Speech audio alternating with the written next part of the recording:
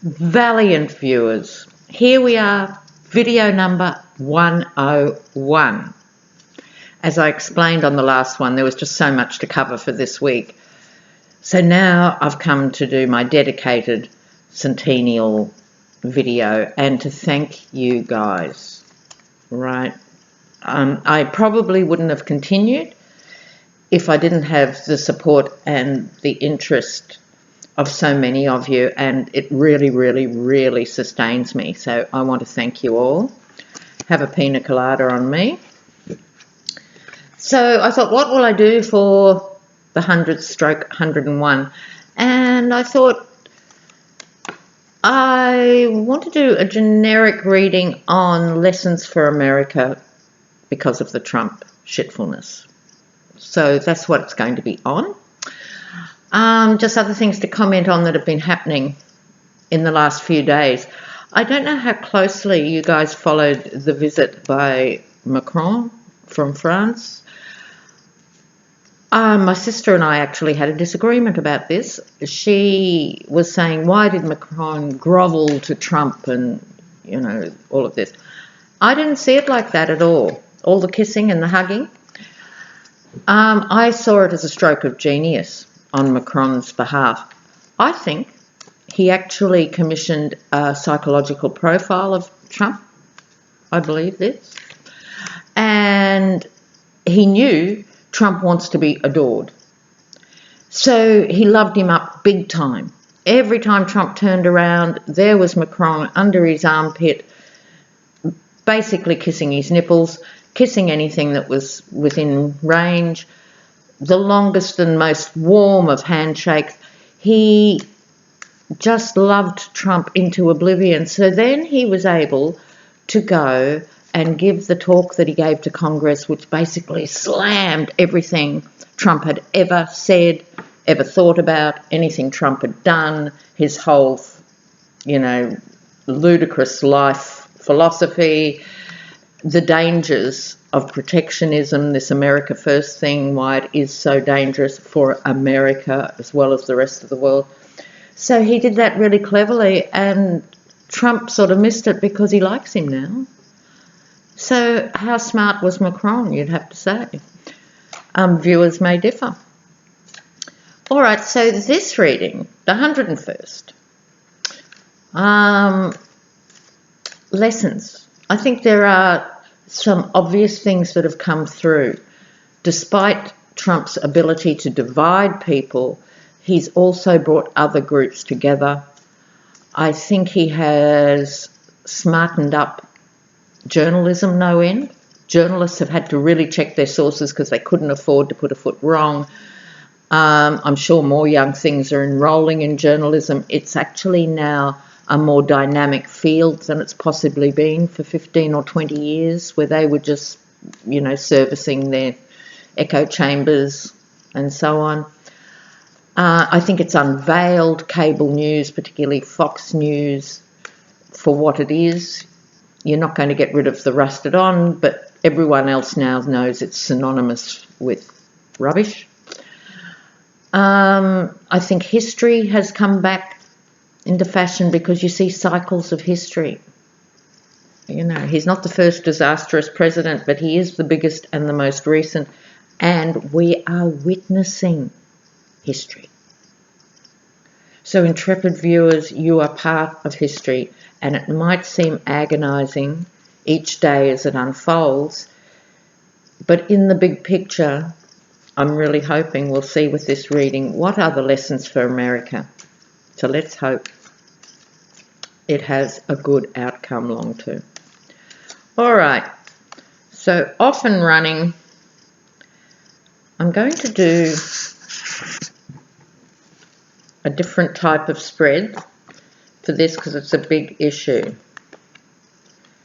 All right, so just give me a moment to lay out these cards. Let me take you with me. 4, 5, 6, 7.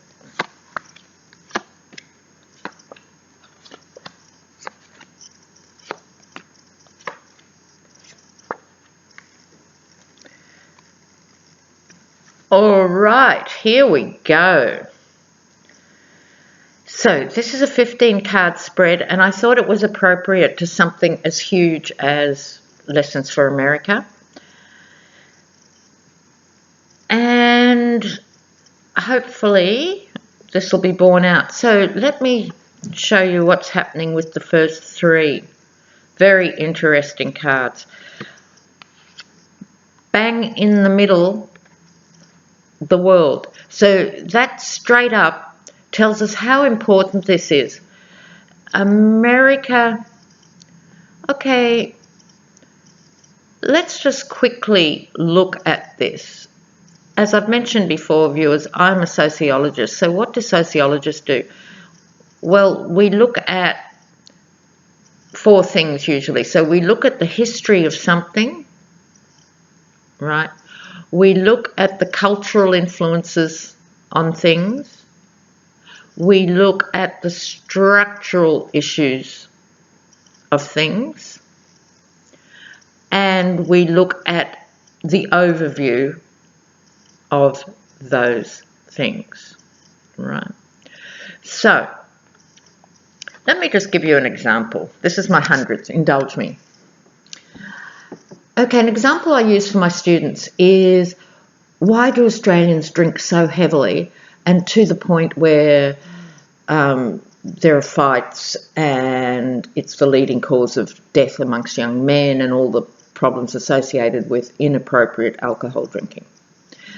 Now, if you look at something like binge drinking with young people, like just chugging it down, how do we look at it as sociologists? Well, we look at it historically.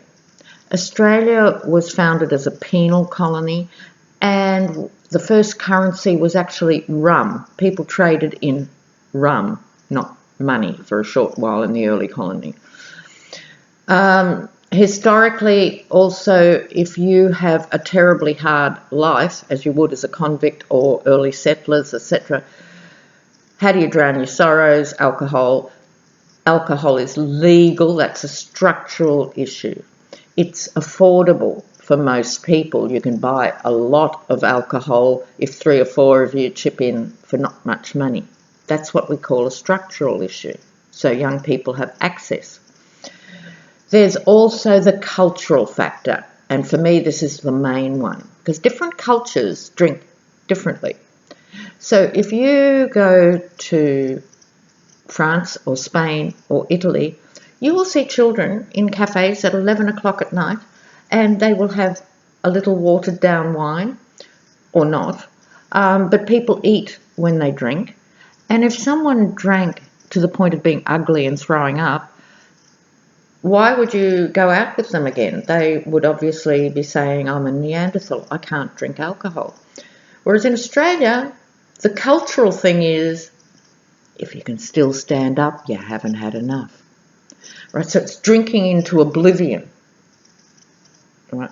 Whereas in Europe, it's about drinking and eating. I went to a 3-day festival in the Basque Country. 500,000 people drank and partied for 3 days and 3 nights. I did not see one fight. I didn't see any sexual aggression. The streets were cleaned every day and every night. It all just rocked on because people eat as they drink, then they go home and have a nap, then they come back and party again. So 500,000 people partying for 3 days, there was not an arrest, nothing. It's a different cultural way of drinking. So, as a sociologist, I would say the reason young people binge drink has all these other factors feeding into it. So don't just blame 16 and 18-year-olds now. There's a long history, right? So, in terms of the history of America, and I'm not going to go back because I'm not in a position to really comment on the original invasions by the Spanish and the British and so on, and the dispossession of land from Native Americans and the horrific treatment of Indigenous people. There isn't the time and the place to do that respect. So I'm jumping to the history of modern America. It's only since the Second World War that America has been a superpower. In our lifetimes, it seems like this massive thing, but in terms of human history, 60, 70 years is a blink of an eye. So in terms of the world, America went from, a player in the modern world for the last 100 years to the superpower in the last 70 years. Right. It was built on God-fearing religion and family values. I'm always suspicious of this idea of family values because whoever's claiming it, somehow it's implying that other cultures and other people don't have strong connections to their families. It's bizarre, any political party or any country going, we believe in family values, like other people don't. Very bizarre. But it worked as part of the national narrative. It was also founded on the principles of justice. Now, I'm sure if you're working on a chain gang, you're not I think your prisoners are disenfranchised. I think the American penal system is barbaric. But we're talking here about the meta picture, the big picture of what a country tells itself. Not what it does, what it tells itself. And it told itself it was going to be able to rule the world based on hard work and family values and justice. And this is important because justice has never been challenged in the modern world to the extent it's being wheeled out now. And to its credit, the justice system is holding up. Okay, so hidden agendas and let's see, hidden agendas and atmosphere. So with that comes certain things. Okay, with the hidden agendas, the lovers, we're talking about an entire nation, so it's not about who's mating with who, it's about interpersonal relationships more. So in relation to that, it was claiming to be the country that was open doors, bring us your huddled masses and all of that, okay? But the hidden agenda, marked in this case, was slightly more problematic. Okay, so you only have to look at something 60 years old like West Side Story to know about the gang rivalries and so forth then, whereas now they talk about gangs as if they've just been invented. There's always been gangs, usually along ethnic lines, and the reasons for that are marginalisation economically and socially leads to feelings of having to protect a community. And if you ask any gang member, they'll always say they're protecting their gang family, their neighbourhood. They don't see the external violence as part of that. It's seen as protection. And this leads to what I refer to as lateral violence in communities. Black on black shootings, Hispanic on Hispanic shootings, Hispanic on black. It's a lateral violence because the institutional forms of power don't allow people to get out of poverty very readily. And the national narrative is, it's this one. It's all equal for everyone. You just have to work hard. It'll be okay. No, there are institutional obstacles to that happening. But it's a very powerful narrative, and you can always find the success stories to point to say, look, this person started with nothing and now they're a zillionaire. So it flowered in the nation's psyche. It flowered as an idea. Around the world, people struggle to get to America for these ideals. But if we're talking here about the hidden agendas, it actually disguised, this is the death card, it disguised the racism and it disguised the poverty. So the poorest states are the Republican states.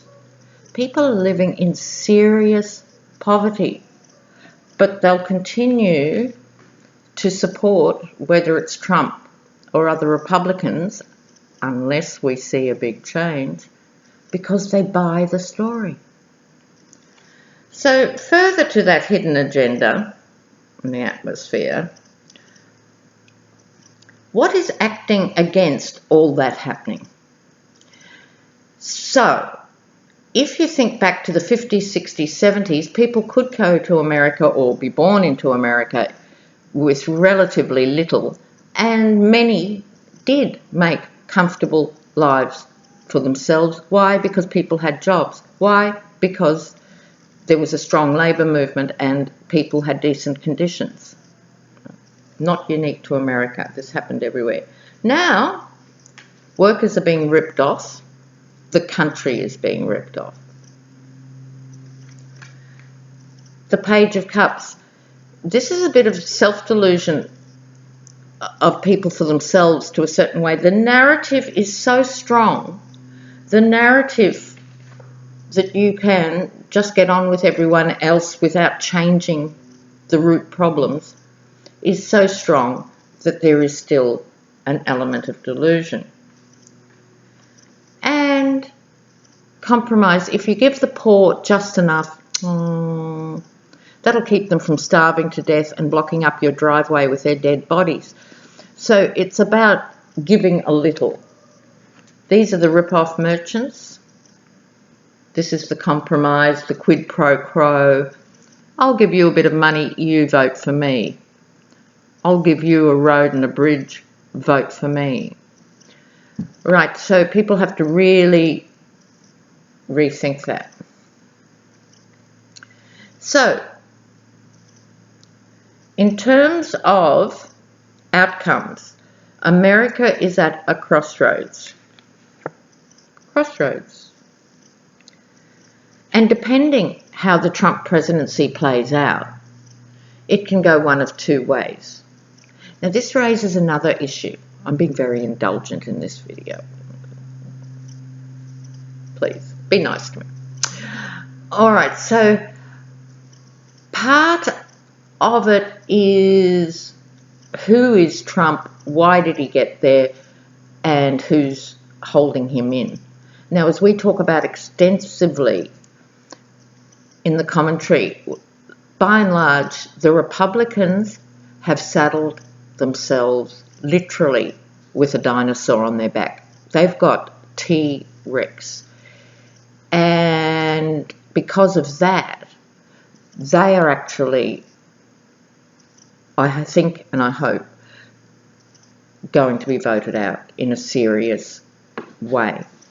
If Trump hadn't been there, it could have been a Romney or even a Pence. Oh, God forbid there was a Pence. I mean, is that man not a walking Rohypnol? I have to do an update on Pence. So there would have been a more boring version of Trump, still rolling back these environmental regulations, still doing these nasty things.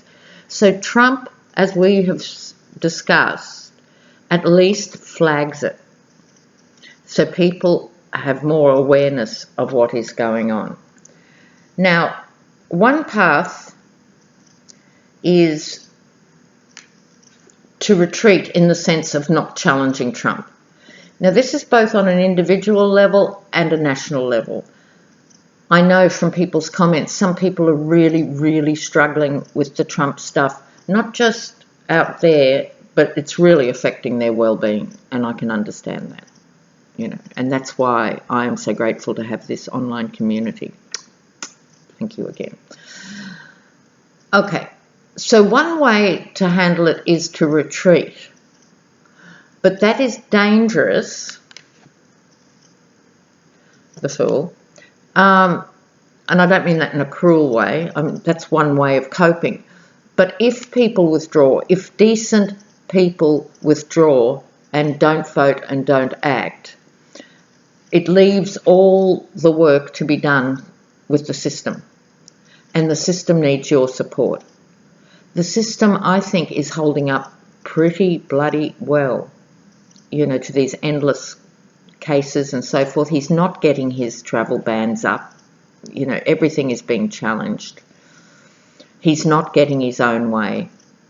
in court, and they are holding the line.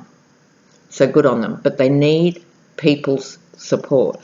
And that's why even me from the other side of the world and so forth, we have to support things like March for Your Lives, the Me Too movement, all the things to change the status quo.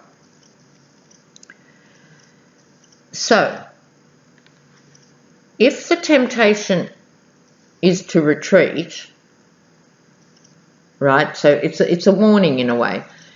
If people don't turn out to vote, if there is a retreat, there's a hope that the Republicans could go ahead with or without Trump.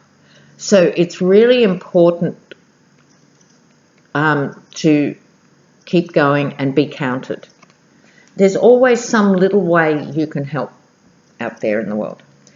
If you channel your inner King of Wands, this is, I think, in this position, the strong leadership card, the one who cares about people. I think we've yet to meet this person. I think the Democrat leadership are old guard. I have huge respect for them individually, and I think they still have a place and a role to play. But it needs new leadership too. So Obama was very successful on one level of being an inspiring leader, but he also equally attracted a lot of derision and even hatred. You're never going to get everyone behind one person, but you do need a new leader who is strong enough in themselves not to need this sort of flag-waving nonsense, who actually believes deep in their gut, deep in their heart, that you have to look after people in the best possible way and treat working people better.